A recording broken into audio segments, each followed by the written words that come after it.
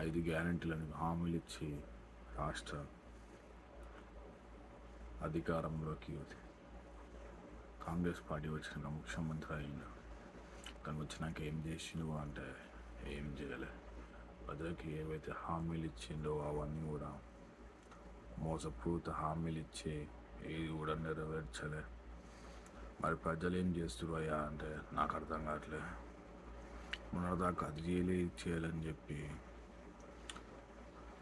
ఎలా ప్రశ్నించారో ఇలాగే ఈ ప్రభుత్వాన్ని కూడా ప్రశ్నిస్తారని ఆశించిన మన తెలంగాణ ప్రజలు ఎంత చైతన్యపరులు ఆలోచించేవాడిని.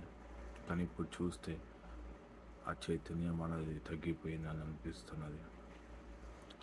ఏవి కావాలో అవి కాకుండా అనవసరం విషయాలు ఎక్స్పెక్ట్ చేసుకుంటా టైం పాస్ చేసుకున్న ప్రభుత్వం